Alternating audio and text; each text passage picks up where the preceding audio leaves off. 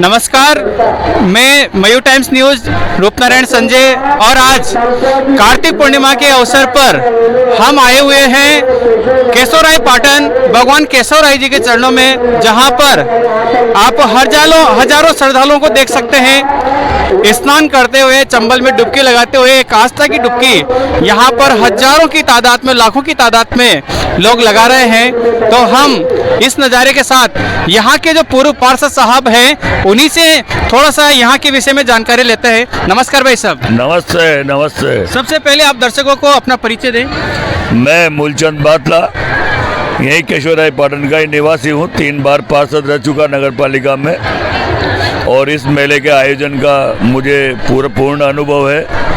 3 बार board में मैं ये मेले भरवा चुका हूँ, इसलिए मुझे इसकी पूरी जानकारी होने के नाते इस मेले में भी जिम्मेदारी मिली है, उसको निभा रहा हूँ। भाई साहब, किस किस तरह के आयोजन यहाँ पर इस मेले में होते हैं? ये 15 दिवसीय कार्तिक पूर्णिमा का मेला होता है, जो अक्षय नवमी की परिक्रमा से शुरू होता है। प्राचीन काल में राजा रंतीदेव ने यहाँ पर पंचकोशी परिक्रमा की, तो तभी से यहाँ पर पंचकोशी परिक्रमा प्रारंभ हुई।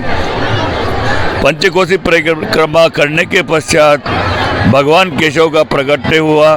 भगवान केशव का मंदिर जब राजा शत्रुसाल जी ने, दरबार शत्रुसाल जी ने बनवाया 1698 में, उसके पश्चात से ये मंदिर स्थापित है। और भगवान केशवराय जी के इस पावन पवित्र कार्तिक पूर्णिमा के दिन लाखों श्रद्धालु स्नान करने आते हैं। और इस पवित्र चंबल मैया पुण्यस्थली में, जो इस जगह यहीं पर आकर पश्चिम से पूरब की ओर बह रही है, इसलिए इसको गंगा मैया का दर्जा प्राप्त है। और आज की कार्तिक पूर्णिमा के दिन ये इस महास्नान का यहाँ का परंपरा प्राचीन काल से चली आ रही है, राजा रंतीदेव और राजा शत्रुसाल जी के ज़माने से, जो आज भी चल रही है। तो दर्शकों को आप ये भी बताना चाहेंगे कि कहाँ कहाँ तक के श्रद्धालु इसमें आस्था की डुबकी लगाते हैं? जहाँ तक मैं समझता हूँ, आधा राजस्थान यहाँ पर आ जाता है। वाह। आधा राजस्थान पुष्कर में जाता है। वाह। ये होता है, आधा राजस्थान तो करीब करीब केशवराय पाटन में आ ही जाता है। तो क्या इसको हम हाड़ौती का पुष्कर कह सकते हैं? जी हाँ, बिल्कुल कह सकते हैं। बिल्कुल कह सकते हैं। हाँ। हाड़ौती का पुष्कर किया। मुझे तो ऐसा सीन, मैं काशी भी गया हूँ, मैं उज्जैन भी गया हूँ, मैं हरिद्वार भी गया हूँ, मैं केदारनाथ बद्रीनाथ भी गया हूँ, मैं देखो सभी जगह घूमा हूँ, लेकिन मुझे जो ये सीन नज़र आता है इस तरह का, ऐसा पवित्र सीन या तो काशी में है, वाह, या केशवराय पाटन में ही है। वाह। भाई साहब, मैं ये भी जानकारी लेना चाहता हूँ कि किस किस से इस मेले में कौन कौन सी चीज़ें यहाँ पर होती है, किस तरह का 15 दिन तक का पर्व होता है, रात्रि में क्या कोई नए कार्यक्रम होते हैं, इसकी भी आप जानकारी दें। यहाँ पर भगवान का, केशव का रूप कृष्ण का रूप है, और कृष्ण भगवान को रास पसंद है, इसलिए यहाँ पर 5-7 दिन रासलीला का आयोजन होता है।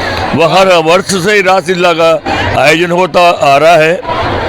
और ये मैं आपको खुशखबरी दूं कि वृंदावन वाले रामस्वरूप जी, हाँ, जो जिनके छोटे ठाकुर जी, बड़े ठाकुर जी आज रासलीलाएं कर रहे हैं। वाह। अभी छोटे ठाकुर जी की रासलीला हो रही है।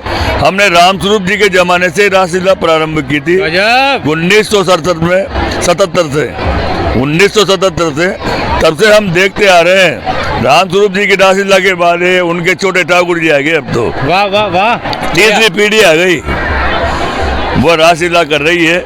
और रास के बाद यहाँ पर स्थानीय प्रोग्राम भी होते हैं प्रतिभाओं के, उसके बाद रंगारंग कार्यक्रम भी होते हैं, फिर अखिल भारतीय कवि सम्मेलन होता है। इस तरह से 15 दिवसीय कार्यक्रम होकर फिर मेले का समापन होता है। सर, कवि सम्मेलन कब रखा है आपने? कोई डेट निश्चित हुई? 15 तारीख को है। तो आज आपने जो यहाँ के पूर्व पार्षद जी हैं उनसे हमने बात की, और उन्होंने बताया कि हजारों की तादाद में, एक बार चंबल का नज़ारा दिखाएं। देखो आप नावों को देखो, आप काफ़ी श्रद्धालु उधर से इधर से उधर की तरफ आवागमन कर रहे हैं। तो क्या नौका विहार का भी लुत्फ उठा रहे हैं। श्रद्धालु नहा रहे हैं, स्नान कर रहे हैं, और भगवान केशवराय जी से प्रार्थना करते हैं कि इस वर्ष उनके लिए बहुत ही भाग्यशाली हो। तो जय बोलो भगवान परशुराम की जय जय हो। बहुत बहुत धन्यवाद भाई साहब आपका। आपको भी धन्यवाद, आपके टीवी को भी धन्यवाद।